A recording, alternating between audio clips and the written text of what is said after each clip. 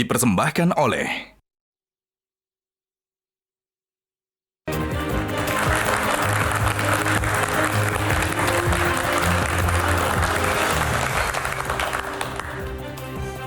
Pemirsa, KPU telah menetapkan Prabowo Gibran sebagai pemenang Pilpres 2024.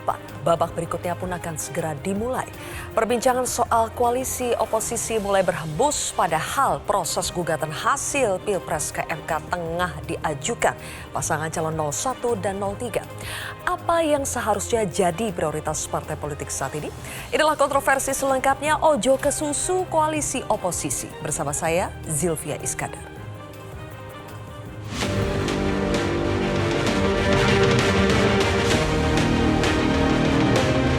Haji Anies Rashid Baswedan PhD dan Dr. H.C. Tul Muhaimin Iskandar sebanyak 40.971.906 suara. Haji Prabowo Subianto dan Gibran Rakabuming Raka sebanyak 96.214.691 suara. Haji Ganjar Pranowo SHMIP dan Profesor Dr. Haji Muhammad Mahfud MD sebanyak 27.040.878 suara.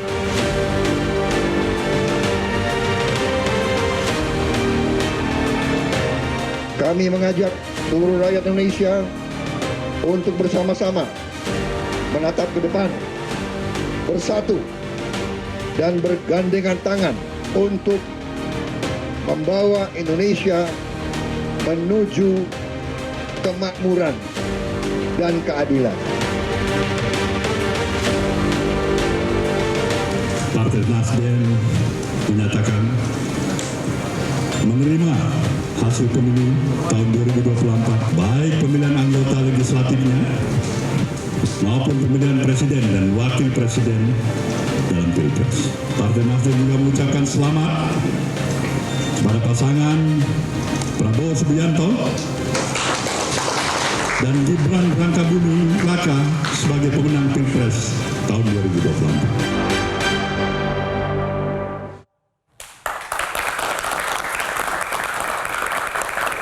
Baik, pemirsa, untuk membahasnya sudah hadir narasumber di studio Metro TV. Ada Ketua DPP PKB Lulu Nur Hamidah. Mbak Lulu, selamat malam. Selamat malam, Assalamualaikum semuanya. Waalaikumsalam. Kemudian juga ada politikus PD Perjuangan, Bang Ciko Hakim. Bang Ciko, selamat malam. Selamat malam. Dan juga sudah hadir Direktur Eksekutif Parameter Politik Indonesia, Mas Adi Prayitno. Selamat malam, Mas Adi. Selamat malam, Sylvia. Dan tidak lupa ada juga teman-teman dari Universitas Bayangkara. Terima kasih teman-teman sudah hadir. Boleh kita berikan tepuk tangan dulu. Satu lagi narasumber kita sudah hadir. Kita berikan tepuk tangan untuk Ketua DPP Golkar, Nusron Wahid. Bang Nusron. Silakan. Bang Nusron di sebelah sini, Bang Nusron. Nah, di sini kita masih menantikan kehadiran dari PKS dan juga Demokrat. Mudah-mudahan bisa segera sampai ke studio Metro TV. Saya akan mulai dulu dari Mbak Lulu. Mbak Lulu, karena tadi kita putarkan rekan sekoalisi Anda, Nasdem sudah menerima hasil pemilu. Bagaimana dengan PKB? Ya, kalau PKB tetap berjuang untuk mendapatkan keadilan.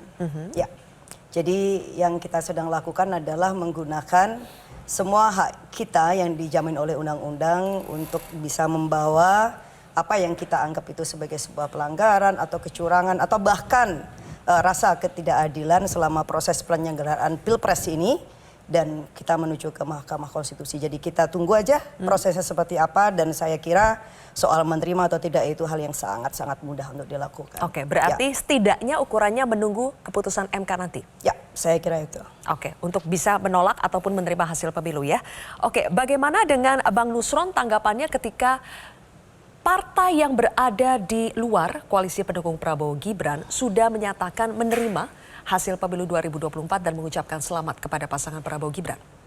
Kalau ada partai di luar koalisi menerima, ya berarti membuktikan bahwa dalil-dalil yang selama ini diungkapkan itu memang nggak terbukti. Dalil yang mana, Bang Nusron? Dalil kecurangan, dalil TSM, ya segala dalil-dalil selama ini dipidatokan itulah oleh para guru besar, para ya semua pihak lah. dari berbagai pihak termasuk dari partai koalisi-koalisi yang lain itu ya membuktikan bahwa dalil itu tidak betul. Karena sudah ada buktinya, sudah ada yang selama ini mendalilkan aja tidak sudah menerima gitu loh. Contohnya Nasdem. Nasdem kan salah satu pihak yang selama ini mendalilkan ada kecurangan. Karena itu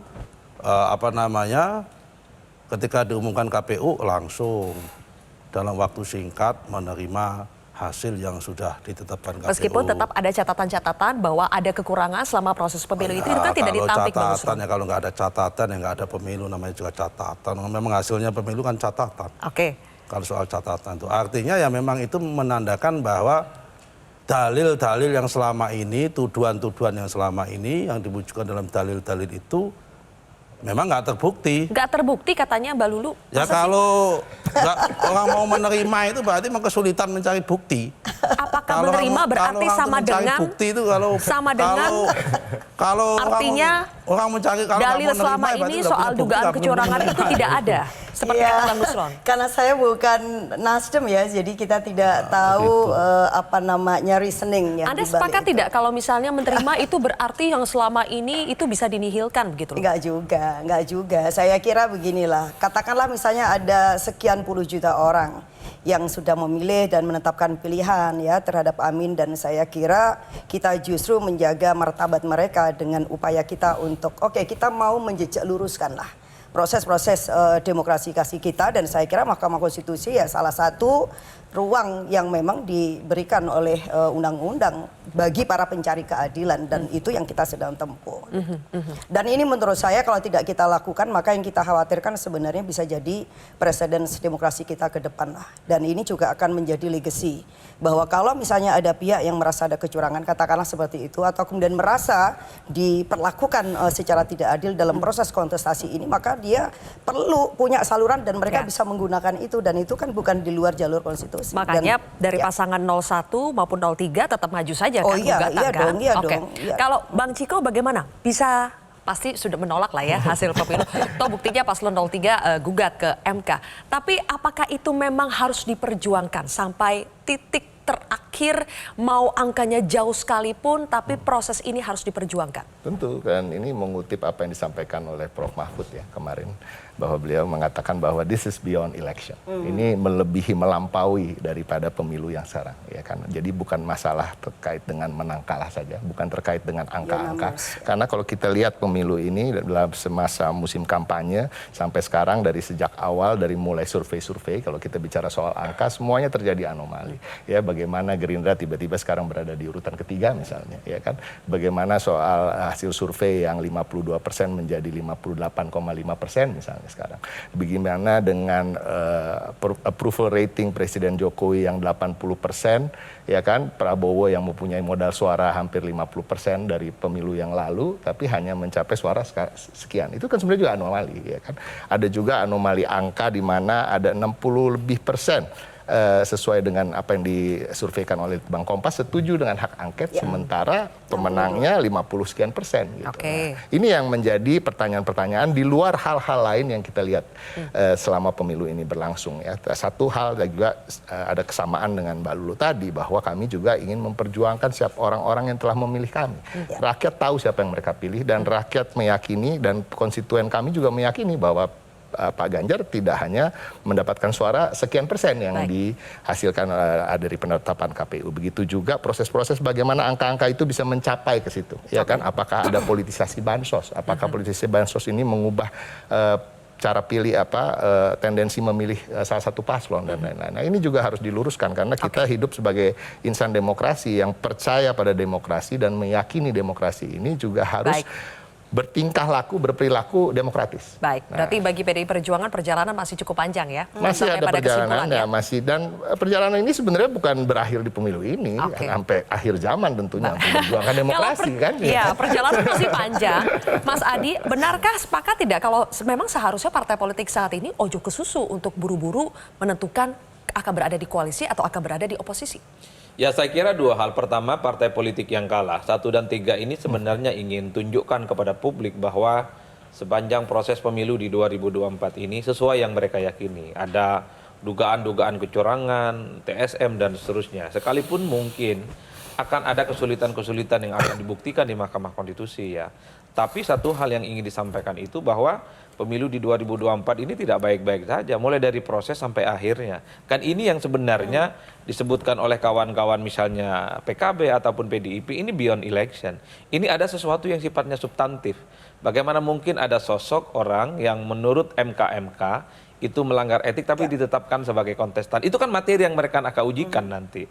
Problemnya adalah apakah MK akan merespon ini ataupun tidak. Itu lain hal. Tarung aja dulu di MK, baru kemudian akan bicara soal argumen-argumennya. Nah yang kedua dari dulu memang mungkin ada indikasi kecurangan ya yang dilakukan secara TSM. Tapi kan membuktikan itu secara valid, menghadirkan saksi-saksi yang cukup kredibel, bisa menjelaskan kronologis soal kecurangan itu paling rumit sebenarnya dalam setiap pemilu yang kita ikuti, Sylvia.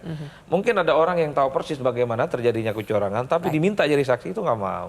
Karena ini menyangkut bagaimana ya keselamatan, ini soal takut disebut sebagai karakter assassination, dan yang paling takut ya mungkin per hari ini kita tidak pernah menyaksikan ada orang itu mau mati demi demokrasi. Tak ada orang yang mau mati membela ketegakan pemilu dan seterusnya.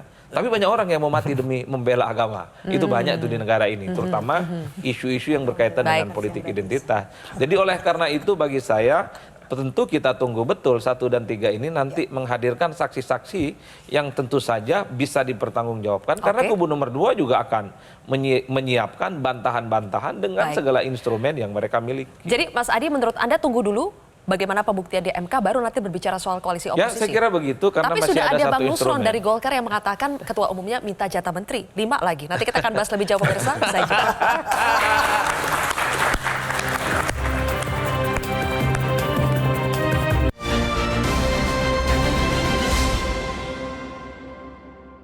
Dipersembahkan oleh, didukung oleh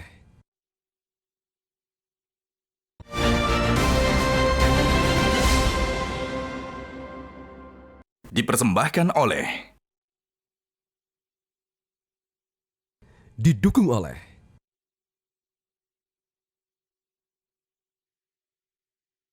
apakah akan bergabung pada pemerintahan baru? Untuk bergabung pada pemerintahan baru, saya pikir bukan prioritas utama bagi Nasdem.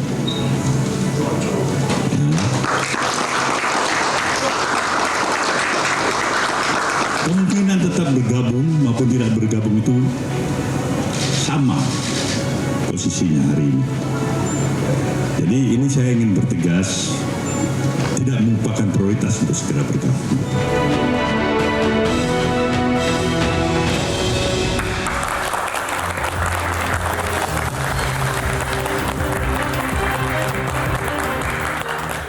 Mbak Lulu, sepakat tidak bahwa koalisi atau oposisi itu bukan prioritas utama saat ini? Yes. Prioritas pertama hari ini adalah menjawab ya pertanyaan publik yang sangat besar menurut saya, yang terkait dengan apakah pemilu ini sudah memenuhi syarat kejujuran dan keadilan. Itu yang paling penting. Dan apakah pemilu ini juga dijalankan dengan mengusung prinsip-prinsip etika yang sangat tinggi. Nah saya kira ketika kita belum punya jawaban yang soheh terkait dengan ini ya terlalu jauh lah kalau kemudian bicara tentang pemerintahan baru atau kemudian dengan koalisi. Karena problem yang sangat mendasar yang terkait dengan prinsip pemilu jurdil dan adil aja masih kita harus buktikan dulu gitu. Baik, masih terlalu jauh tapi sudah ada yang bicara untuk minta jatah kursi 5 menteri. Coba kita simak dulu pernyataan dari Ketua Umum Partai Golkar berikut ini. Karena kita 15 dari 58%, maka kita kontribusi 25%, Pak Agung. Jadi kalau 25%, kalau bagi-bagi ya banyak-banyak sedikit boleh lah. Kalau yang kita sebut 5 itu minimalis. Bang Nusron, cepat banget udah bilang minta 5 menteri Golkar? Ya usulan kan boleh, namanya usulan. Kan nggak ada dalam negara demokrasi itu yang melarang usulan. Nggak kecepatan ngusul sekarang, itu bahkan sebelum penetapan loh, penetapan pemenang. Ya itu kan konteks bicaranya nggak di depan publik, ngomongnya di buka puasa, di kalangan internal partai. Tapi niat itu memang sudah ada ya? Ya di kalangan internal partai, nggak disampaikan di depan publik. Nah kalau bicara seperti itu juga di PKB juga ada pembicaraan di internalnya nanti begini juga ada. Kok langsung nembak ke PKB? Kalau bicara urusannya. PKB mau PKB. Ya semua partai juga begitu di internalnya. Janganlah. Kalau masalahnya nanti begini ada semua. Ya tapi nggak usah diseret-seret PKB sekarang. Nah artinya apa? Semua masalah menteri itu masalah hak prerogatifnya presiden. Orang mau usul boleh-boleh saja usul. Ketua-ketua partai usul boleh. Kelompok-kelompok masyarakat yang merasa membantu usul boleh. Partai-partai yang kemarin tidak mengusung, kemudian karena punya kursi di parlemen, kemudian ingin gabung, usul juga boleh. Sudah kepikiran 5 pos menterinya apa aja Bang Nusron? Ini namanya itu hak prerogatifnya presiden. Namanya juga usul, kalau usul Ya kan boleh juga. Enggak, ini namanya baru usulan dari ketua umum namanya Makanya, usulan. kan sekalian aja kalau ngusul pos menterinya apa aja sekalian kamu diusulkan ngatur gitu. kita sih? Enggak, kita tanya. Ada nggak sekalian Itu tadi bukan diusulkan? pertanyaan ngatur kamu. Kan kenapa nggak sekalian itu ini bukan tanya, itu ngatur. Oh, berarti tidak boleh sekalian ya? Ya, bukan, ini masalah-masalah menteri itu hak prerogatifnya presiden. Oke, baik. Sudah dijawab hak prerogatif presiden. Orang usul boleh-boleh aja, tapi semua finalnya itu di tangan presiden. Baik, oke. Dari PDI Perjuangan kan juga pernah minta hal yang sama ya, Bang Ciko. Sebagai partai yang juga pernah minta banyak jatah kursi menteri nih ke Presiden Jokowi pada saat itu. Bisa memahami dong kalau misalnya partai-partai saat ini yang menang itu sudah mulai berbicara soal jatah-jatahan. Kita memahami bahwa di dalam politik itu kan ada rumusnya ya, who gets what, when, and how gitu ya. Kalau kita belajar political science tentunya ya kan siapa mendapat apa, kapan, dan bagaimana cara mendapatkannya. Tetapi tentunya kalau kita bicara tentang bangsa kita sekarang, apa yang menjadi prioritas kan bukan itu, belum itu. Ya kan sekarang ini kan masih banyak permasalahan negeri gitu. Kalau kita bicara dengan Pak Jokowi misalnya yang kemarin digadang-gadang untuk menjadi semacam ketua koalisi barisan nasionalnya Indonesia gitu. Itu sebenarnya juga prematur untuk dibicarakan, seperti juga apa yang dibicarakan soal koalisi dan oposisi. Kita bicara soal harga beras yang begitu tinggi, langkanya beras, kita bicara soal permasalahan politisasi bansos sehingga anggaran di APBN kita juga cenderung mengarah ke defisit dan lain-lain. Ini menjadi permasalahan bangsa yang harus diselesaikan oleh presiden yang masih ada sekarang. Untuk presiden yang ke depan tentunya masih ada waktu. Ini kan baru Oktober nanti Pak Jokowi berakhir dan siapapun yang menjadi presiden berikutnya itu kan setelah itu. Dan saya rasa waktu itu masih panjang dan sekarang masih ada tahapan-tahapan yang kita harus selesaikan. Tapi kalau hanya sekedar usulan boleh? Sah-sah saja. Dalam politik itu semua sah. Kan politik ini memang ujung-ujungnya adalah kursi di kekuasaan dan juga kursi di luar pemerintahan. Nah, itu juga itu menjadi pilihan. Nanti kita akan bahas ya bagaimana pilihan di luar dan di dalam sama-sama baikkah. Tapi sudah ada satu lagi narasumber kita yang sudah hadir, juru bicara dari PKS, Kang Pipin Sopyan.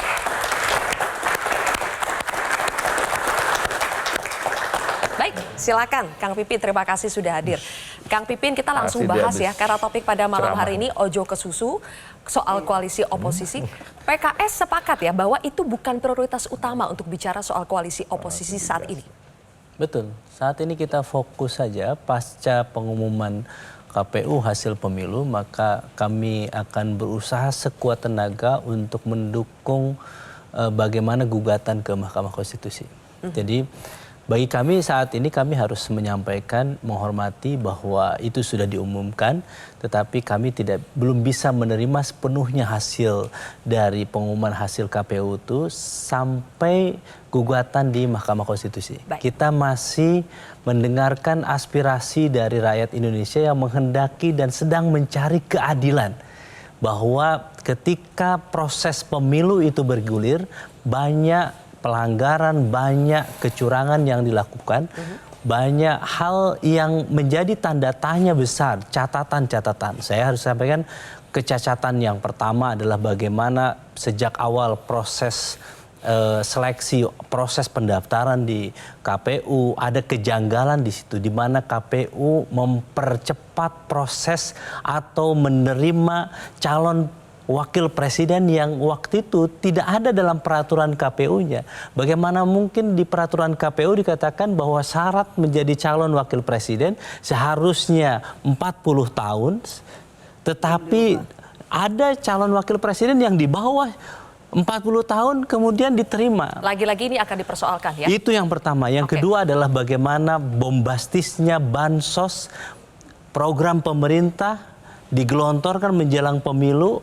dan kemudian itu menjadi alat kampanye oleh salah satu paslon, dan saat ini mungkin angkanya kita tahu memang besar, tetapi kita ingin memastikan apakah itu memang layak untuk menjadi salah satu program yang digelontorkan ketika menjelang pemilu itu. Dan yang ketiga adalah bagaimana terkait dengan aparatur sipil negara yang seharusnya netral tetapi dijadikan, dimobilisasi untuk memilih atau diarahkan untuk kepada salah satu calon tertentu. 1 menit sebelum jeda saya ingin berikan kepada Bang Nusron untuk menanggapi. Jadi lagi-lagi bahkan sampai pencalonan Prabowo Gibran juga kembali dipersoalkan lagi, akan digugat lagi ke MK. Bagaimana dari 02 mempersiapkan jawaban-jawaban kalau nanti akan menjadi pihak terkait yang membantu KPU? MK kan sudah memutuskan bahwa keputusan apapun yang dia ambil itu tidak mengubah substansi keputusan MK. Sehingga dalil itu kalau akan dibawa ke MK ya saya yakin batal. Kenapa? Karena argumentasinya udah jelas munculnya dari MK sendiri. Jadi sudah usang ya Bang? Udah usang. Udah usang. Karena MK-nya memutuskan itu bahwa keputusan ini hanya masalah etik. Anwar Osman dinonaktifkan, diturunkan jabatannya dari ketua menjadi anggota. Kemudian siapa itu? Arif Hidayat mendapat pelanggaran berat. 4 dari hakim juga mendapatkan 4 dari hakim yang kebetulan hakimnya itu semua dulu adalah yang mendahet nota atas keputusan MK itu juga semua mendapatkan peringatan keras di situ. Udah diputusin, tetapi kemudian ada catatan di situ dari MK bahwa keputusan ini tidak mengubah hasil keputusan MK. Ketika ke MK sudah memutuskan, maka itu mutatis mutandis. Jadi kenapa harus dipersoalkan lagi ya Bang? Semua peraturan di bawah, ketika peraturan induknya itu undang-undangnya berubah, diputuskan, mutatis mutandis semua di bawahnya akan berubah. Kita harus jeda headline news dulu. Nanti Kang Pipin pasti mau menjawab. Silakan dijawab Kang Pipin, tapi kita headline news sejenak pemirsa. Kontroversi akan kembali sesaat lagi.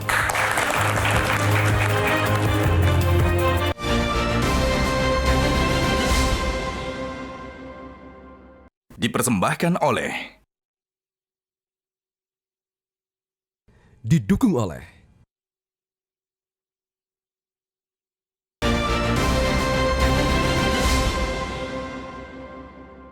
dipersembahkan oleh, didukung oleh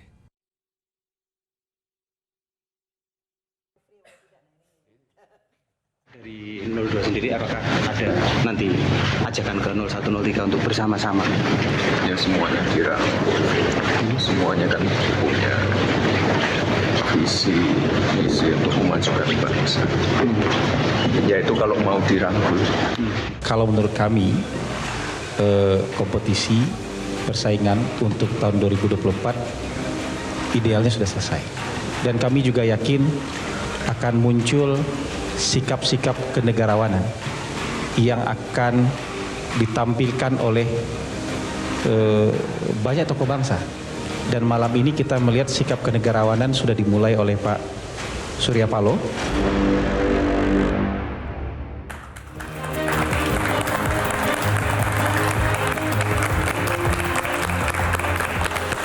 Baik, kembali lagi di kontroversi pemirsa, dan kami sudah kedatangan lagi satu orang narasumber dari juru bicara dari Partai Demokrat, Mas Herzaki. Selamat malam Mas Herzaki. Ya, selamat malam, mohon maaf. Oke, baik, karena Mas Herzaki istirahat dulu ya karena baru datang. Saya lanjut lagi ke Kang Pipin, tadi ingin menanggapi dari Bang Nusron yang mengatakan kalau isu soal pencalonan Prabowo Gibran itu dibawa lagi ke MK pada saat gugatan, itu udah isu lama Mas, itu udah usang.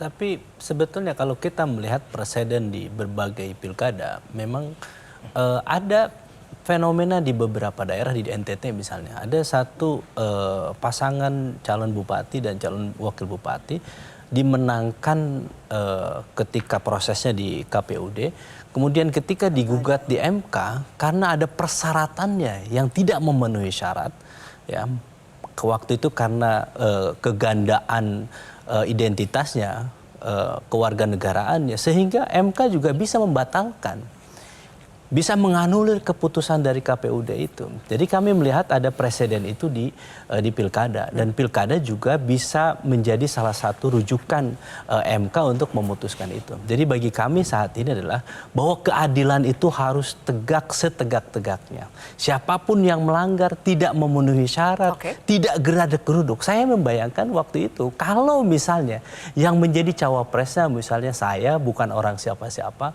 bukan anak presiden, belum tentu digesa untuk bisa diterima pencalonan itu. Tetapi karena memang itu anaknya presiden, maka ada privilege di situ, ada jalan emas yang diberikan kepada yang bersangkutan. Sehingga ini harus di-challenge kepada Mahkamah Konstitusi bahwa apakah bisa dibiarkan atau tidak. KPU menerima percalonan salah satu calon tidak memenuhi syarat dalam peraturan KPU. Peraturan KPU kalau mau dirubah harus diajukan dulu kepada DPR RI. Pertanyaannya, kenapa harus digesa waktu itu? Kalau tidak bisa, maka ini yang dilakukan nanti saja 2029. Kenapa harus dipaksakan di 2024? Oke, baik. Saya minta tanggapannya dari Mas Zaky. Mas Zaky, kalau melihat dari PKS, dari PKB itu sama-sama masih firm untuk tetap mencari keadilan di jalan MK nanti. Tapi kalau dari sisi koalisi yang sudah ditetapkan sebagai pemenang oleh KPU, apakah akan lebih maju? Apakah akan sudah mulai bicara soal koalisi, pembagian jatah kursi? Ya, kalau kemarin pas di Kertanegara ketika sama-sama menyaksikan pengumuman KPU ya, gitu. Kemudian Bang Norsan, Bang Nusron, Muhammad Muzani datang nih dari KPU, ya kan, memberi informasi kepada Pak Prabowo, ini dokumennya KPU sudah menetapkan hasil penghitungan suara bahwa Prabowo Gibran itu menang 58,58%, kira-kira begitu angkanya. Nah, Pak Prabowo menyampaikan di situ bahwa kita ini tidak dan bukan pada saatnya untuk euforia, karena ini adalah amanah, ini adalah tanggung jawab besar yang harus kita persiapkan dengan baik. Bagaimana kita ke depannya, kita sudah punya program, kita sudah punya visi dan misi yang telah kita janjikan kepada masyarakat, dan ternyata itu masyarakat menginginkan itu sehingga memilih kita. Nah, ini sehingga kita persiapkan betul dengan baik ketika pada saat Oktober nanti dilantik, kita udah benar-benar in place nih semua. Sudah siap, istilahnya itu bukan lagi kayak baru mau memilih sesuatu, tapi sudah kita persiapkan dengan baik. Apakah siap juga artinya sudah mensusun juga komposisi-komposisi menteri nanti diperkirakan dari sekarang? Ya. Demokrat dapat berapa, Golkar dapat berapa? Kalau bicara mengenai komposisi menteri tentu prerogatifnya Pak Prabowo. Tapi Pak Prabowo kan juga pernah menyampaikan bagaimanapun akan mengajak diskusi para ketua-ketua umum parpol yang hari ini, yang selama ini sudah berjuang keras. Saya sih mau bertanya sana, kayak Bang Nusron menurut saya sangat pantas nih jadi menteri ini kan, luar biasa. Udah endorse nih ya. Sekretaris TKN ini nggak apa-apa dong, boleh dong ya nggak? Orang bagian dari yang berjuang dan berkeringat memenangkan Pak Prabowo Gibran ya wajar saja. Ada dua kata kunci nih, ini menarik nih. Sudah keluar ini kata-kata berjuang dan berkeringat. Iya dong Mbak, masa nggak boleh kan? Boleh. Makanya kalau bagi kami nih Demokrat misalnya Pak Erlangga bilang kok bisa Golkar 5 misalnya. Demokrat mau berapa? Ya kalau bagi kami gini Mbak, kami ini mengikuti apa yang disampaikan oleh Pak Prabowo gitu. Bahwa kita waktu bergabung itu, Pak Prabowo minta komitmen. Kita ini bukan sama-sama mengantarkan pendaftaran saya, dia bilang. Tapi kami ingin berjuang bersama-sama. Ketika kemarin kampanye agar bisa memenangkan hati publik dan mendapatkan suara kepercayaan publik. Sekarang kan sudah berhasil. Nah, belum, ada satu lagi Pak Prabowo sampaikan. Dan saya ingin, ayo nanti kalau misalnya kita dipercaya oleh rakyat, ayo kita sama-sama.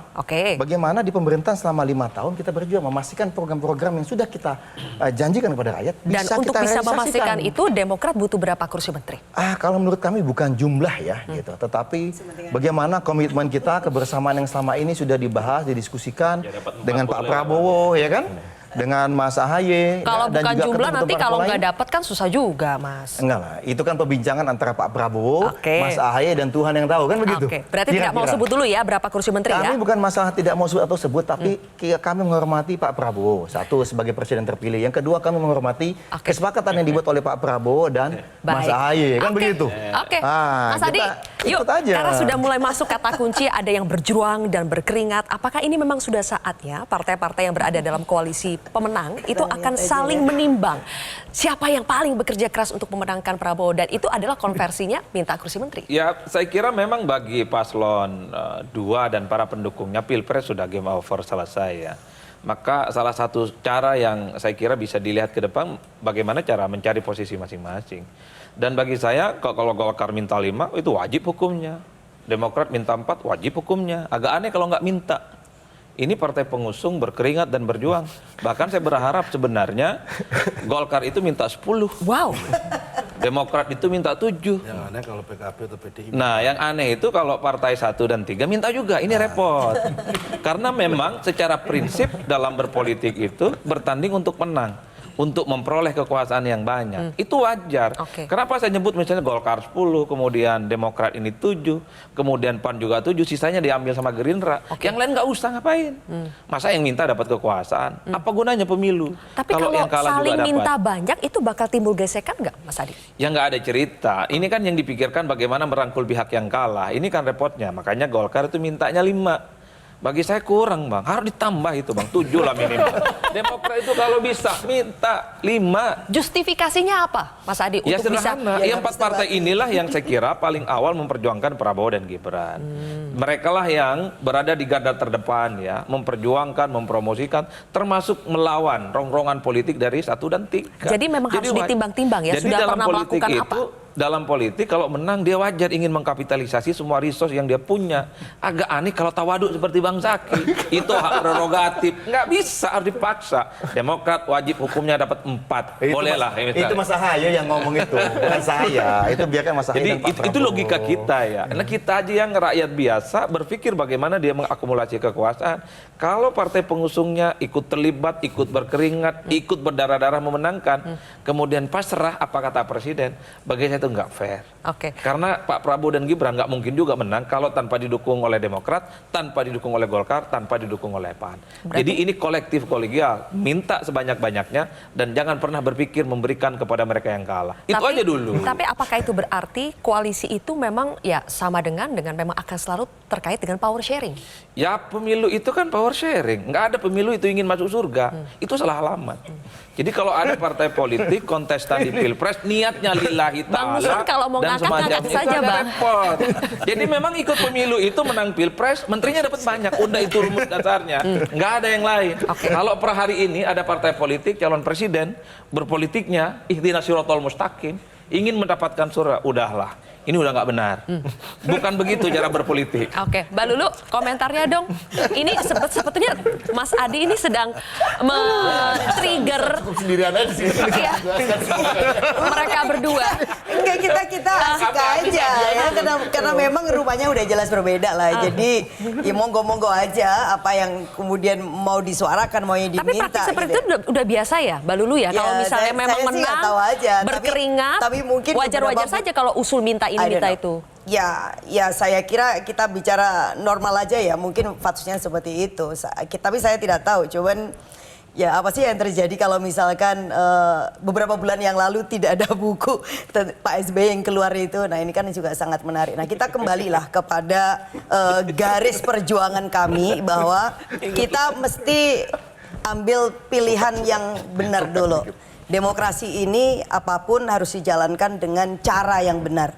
Jadi untuk tujuannya benar, cara pun juga harus benar. Itu menurut saya juga sangat penting. Jadi tidak boleh tujuan mengalahkan juga cara ya, karena inilah tujuan kita bernegara dan saya kira kita menghormati proses itu. Jadi kita tidak tahu apa yang terjadi nanti misalkan di MK.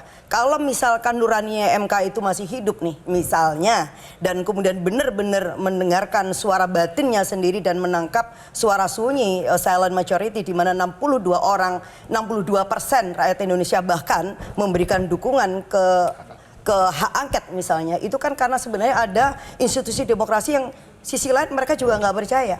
Nah ini kan menurut saya menjadi presiden kalau ini Litbang Kompas. ya Itu data dari mana itu? ya Litbang Kompas ya. Survei. Iya. Oh jadi sekarang percaya survei? Loh ya enggak dong, kan sama aja kita gunakan logika yang sama ya kan. Kita coba berangkat dari yang sama. Nah saya kira ini pasti akan menjadi catatan yang sangat serius dan saya kira penting untuk kita menjadi punya sadar bersama ya. Pemilu di Indonesia bukan hanya hajatan kita, tetapi ini juga menjadi pantauan dari dunia internasional. Dan kalau kemudian kita berhasil melewati semua semacam jerat-jerat ya kecurangan yang bisa mencederai semangat demokrasi kita, saya kira ya kita berhasil. Mungkin itu menurut saya. Oke, kalau Bang Ciko melihatnya kalau yang di sebelah sini sudah mulai memetakan nanti kira-kira perjuangan keringat selama ini harus diimbali dengan apa? Dari PDI Perjuangan kan sepertinya sudah arahnya lebih ke oposisi ya, betul tidak Bang Ciko? Sampai hari ini tentunya sebagai partai politik utamanya kan keinginan apa yang menjadi keputusan partai politik itu kan tidak boleh hanya keinginan elit-elitnya aja. Betul. Artinya harus serapan dari aspirasi masyarakat. Ya, tapi pertanyaan saya begini Bang Ciko. Nah konstituen kita sampai hari ini belum ada yang mengatakan ayolah gabung aja sama yang menang siapapun itu yang menang. Gabung atau tidak gabung, koalisi atau ini oposisi itu sama-sama baik ya Bang Ciko? Sama-sama baik, sama-sama mulia, sama-sama membangun bangsa. Dan justru semakin dibutuhkan tidak? Justru oposisi atau partai-partai politik yang berada di luar pemerintahan itu sangat dibutuhkan untuk menjaga sebuah demokrasi yang begitu sehat. Nah satu hal, saya juga setuju sama semua yang disampaikan oleh Adi tadi, tetapi tentunya gini loh. Seperti juga yang disampaikan oleh Bang Nusron terkait dengan syarat-syarat administratif yang terpenuhi, ya kan, ketok palu yang dikatakan bahwa si A tetap bisa mencalonkan diri walaupun terjadi A, B, C, D, E, F, G gitu. Dan itu masih dalam koridor hukum, saya sepakat. Tetapi ini yang menjadi masalah demokrasi di Indonesia adalah hanya pemenuhan syarat-syarat administratif semuanya. Semuanya hanya, kita ikuti koridor hukumnya, bagaimana perjalanan prosedur hukumnya dan lain-lain. Tapi kita lupa untuk menyoroti bagaimana keputusan-keputusan itu caranya diambil. Apakah ada tekanan-tekanan di situ? Apakah penguasa melakukan tekanan? Tekanannya melalui apa? Kriminalisasi, memanggil seseorang untuk diperiksa oleh KPK gitu, sehingga dia melakukan akhirnya mengambil keputusan lain dari yang apa yang sebenarnya yang lebih baik dia harus ambil. Kita masih ingat bahwa untuk membuktikan apakah tekanan-tekanan itu betul ada, intimidasi itu betul-betul ada, sebetulnya kan yang mau ditempuh jalurnya adalah hak angket. Tapi apa kabarnya hak angket sampai hari ini? Kita akan bahas nanti pemirsa, usai jeda.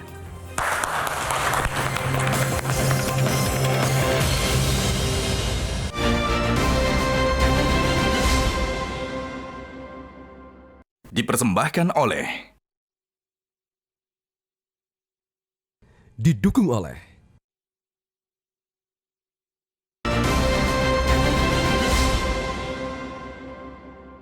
dipersembahkan oleh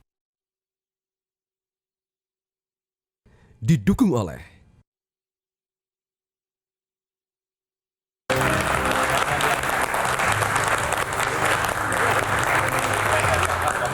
Baik, pemirsa, sedikit saja kami singgung kembali soal hak angket karena tadi Bang Ciko sudah mengatakan bahwa banyak sekali dugaan-dugaan ada intimidasi-intimidasi, tekanan-tekanan. Bukannya itu seharusnya dibahas, diselidiki, diangket ya Bang Ciko? Apa kabar itu hak angket?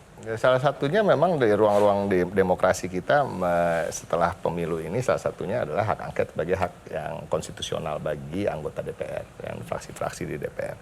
Dan sampai hari ini tentunya PDI Perjuangan masih mempertimbangkan ini secara serius untuk menggulirkan hak angket. Namun tentu menunggu momentum yang kita lihat tentunya hitungan-hitungan juga ke depannya supaya ini tidak hanya menjadi sebuah sensasi gitu ya, diajukan tetapi kita deep down kita tahu sebenarnya di paripurna tidak akan memenuhi persyaratan. Kenapa udah? Kan kita udah bisa mendengar ya ada salah satu partai politik gitu ya yang mengatakan menerima hasil pemilu ini ya kan, menerima hasil pilpres maupun menerima hasil pileg ya kan, yang sebetulnya yang kita harapkan akan menjadi juga bagian dari yang mendukung hak angket itu. Nah, itu kan salah satu. Tentunya kita harus menghitung, kita juga tidak mau melakukan gerakan-gerakan yang mubazir yang juga itu tadi hanya sekedar sebagai sensasi gitu bahwa kita berpihak pada rakyat. Tapi tentunya sebenarnya semuanya sudah disiapkan.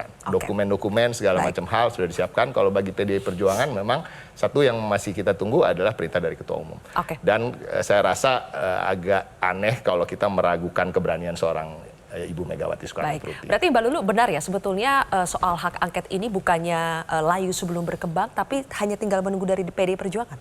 Ya, saya kira wahyunya udah OTW lah ya. Wahyunya sudah on the way, oke. Tinggal menunggu apa supaya sampai beneran?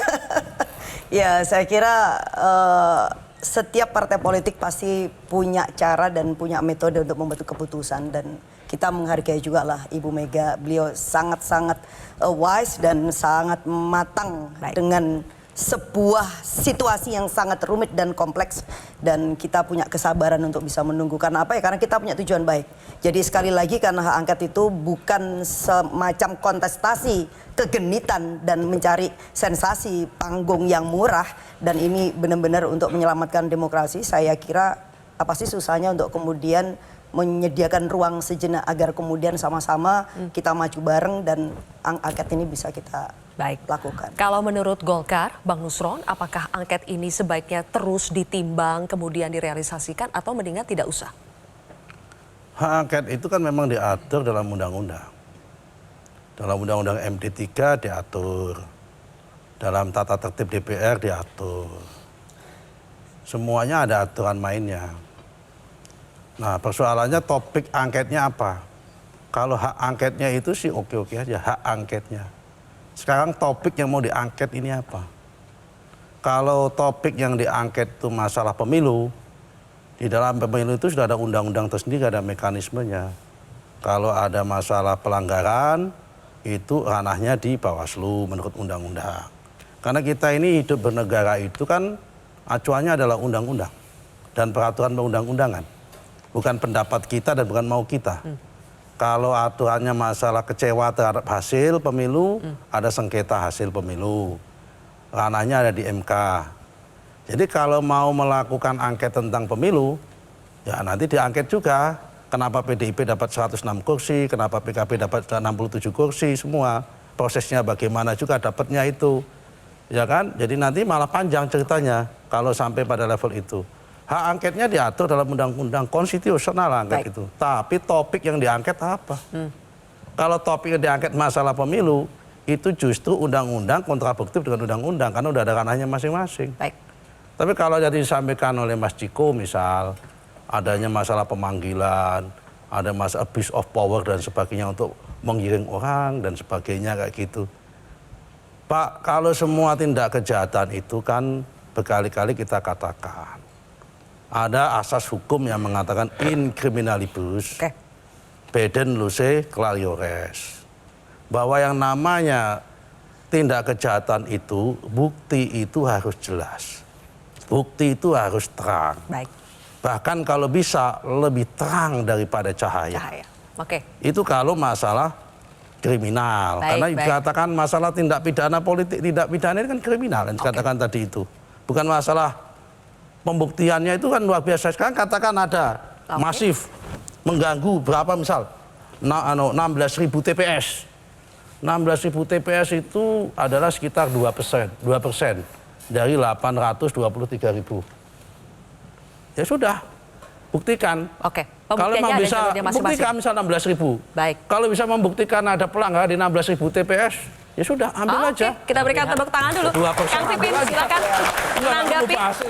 Kita hanya punya 3 menit terakhir sekali. Tapi itu sekali lagi statement untuk bertiga ini. Sekali lagi itu nggak gampang. Tidak gampang. Nggak gampang, tidak berarti tidak bisa Saya dilakukan. kira kita punya jalur konstitusional yang kita bisa lihat. Kalau kita ingin mengadili paslonnya, di situ ada di Undang-Undang Pemilu, MK prosesnya. Tapi kalau kita ingin mengadili di mana rezim eksekutif melakukan pelanggaran terhadap undang-undang, menggunakan fasilitas negara, program negara untuk mendukung salah satu paslon yang dilakukan oleh eksekutif, yang diduga misalnya oleh kepala negara, maka yang bisa dilakukan adalah hak angket.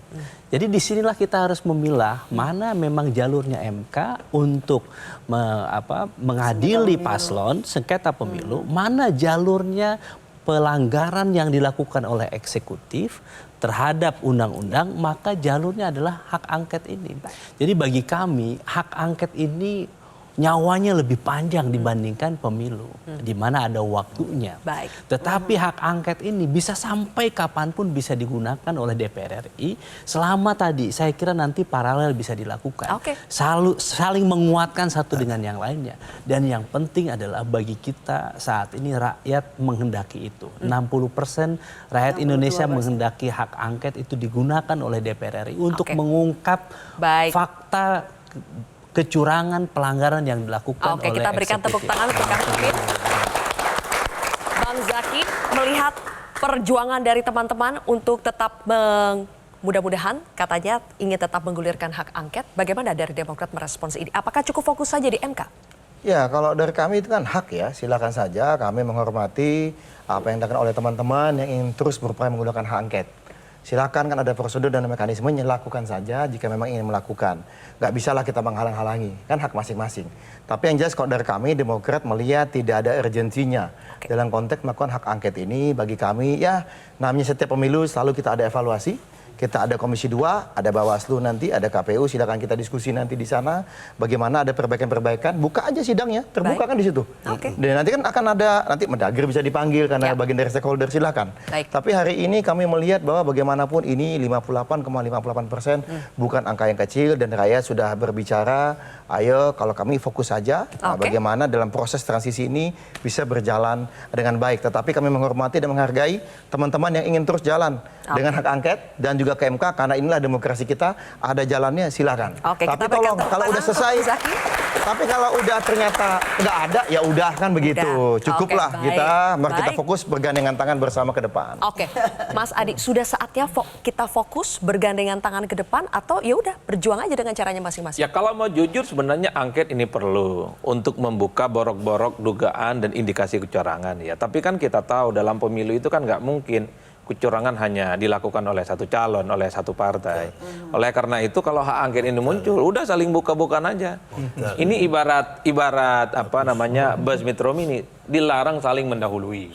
Ya, jadi sesama tukang curang ini, ayo buka-bukaan diangket. Saya punya intensi di situ karena kubu nomor 2 juga punya data katanya yang TSM dilakukan oleh kubu yang lain. Adalah beberapa data yang dimunculkan. Tapi kalau membaca politik per hari ini, saya agak kaget sebenarnya dengan statement Ketum Nasdem tadi malam yang menerima keputusan dari KPU soal siapa yang memenang pemilu dan mengucapkan selamat. Bagi saya ini adalah satu statement yang secara perlahan mundur secara teratur. Ini satu hal. Dulu juga waktu teman-teman PDIP mengusulkan hak angket, yang memimpin sidang paripurna itu masa sidang setelah reses itu bukan Mbak Puan tapi yang lain. Orang menganggap ada sesuatu yang tidak diselesai di internal itu. Apalagi misalnya PKS juga menerima hasil pemilu meski ada footnote kecil. Yang dikritik adalah serekap bukan yang lain. Oleh karena itu, yang dikritik serekap. Ya orang Madura serekap, sirekap. Nah yang ingin saya katakan, hak angket diserahkan kok. Cuman 25 orang minimal dan minimal 2 fraksi. PKB dan PKS selesai. Baik, nanti kita akan lihat ya jadi atau tidaknya. Baik pemirsa, demikianlah akhir dari kontroversi pada malam hari ini. Saya Zilvia Iskandar pamit undur diri. Tetaplah bersama kami di Metro TV. Luar biasa. Metro TV.